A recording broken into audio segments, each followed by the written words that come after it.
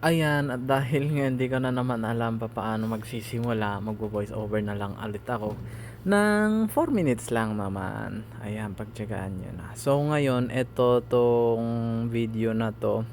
Ayan, ito yung video na papunta kami sa Haraj. Grabe.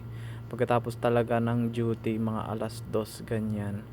Duty, ano namin, antay kami pag-uwi.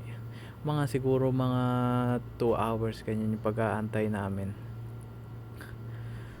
Tapos bumiyahe kami mga 4:00. So 4:00 ng madaling araw. 4:00 ng madaling araw kami bumiyahe. So yung mga city lights dito, tignan nyo man, grabe, ang ganda-ganda talaga. Nakaka-relax kahit napagod ka.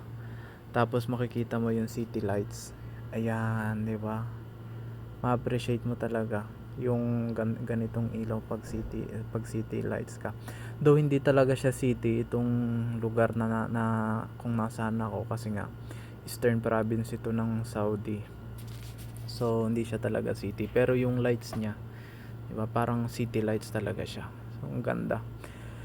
So ito, grabe haba, 'di ba? 4:46 na ng madaling araw, bumibiyahe kami papuntang Haraj. Yan, ito yung first time na pagpunta ko dito sa Haraj.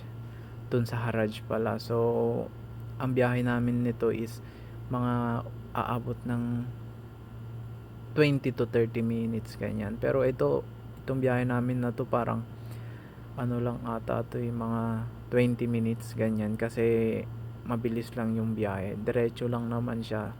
Tsaka wala nang masyadong sasakyan. Kaya naging mapabilis yung pagbibiyahe namin. Yan, 'di ba, ang ganda.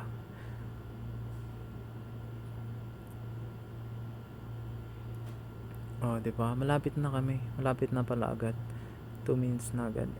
Ayan, so eto malapit na kami, pero yung ano niya, naka ano lang sa mga paligid, naka ang tawag diyan, nakatakip pa, oo, nakatakip pa. So kami talaga yung magbubukas nung Haraj. Oh, 'di ba? Wala pang masyadong talagang tao. At guys, talaga naman yung buwan na to is napakalamig talaga, as in ang lamig-lamig.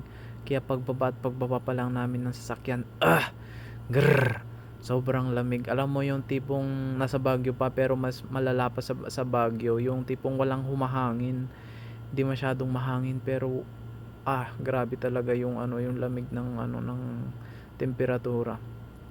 Oh, 'di ba? Ayan yung Haraj nila dito. Yung tipong Divisoria, pero higit pa yung Divisoria dito, kasi biruin nyo ba naman, yung mga tinitinda nila dito is yung mga second hand talaga, as in second hand.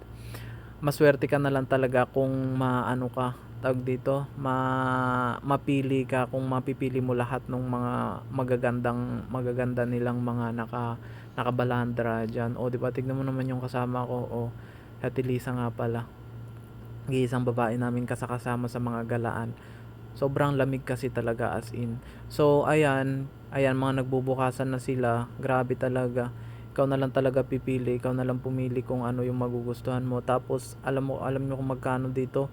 Kaya mong tawaran dito ng mga tig 5 real ganyan. Ting! Oh, 'di ba? Ang bilis kaagad ng ano, ng transition. Dapat nga may transition to, kaso nga tinatamad na ako. Ayan, pauwi na din kami nito. Saglit lang din naman kami, yung iba nakabili, pero ako ang nabili ko lang dito is yung pabango na 150. Tapos mga nasa 100 ml lang yon, kasi sobrang bango talaga, as in promise. Kaso nga lang, hindi ko nakalimutan kong kunin yung number niya, kasi sabi niya nung magdi-deliver siya kung bibili kami ng maramihan.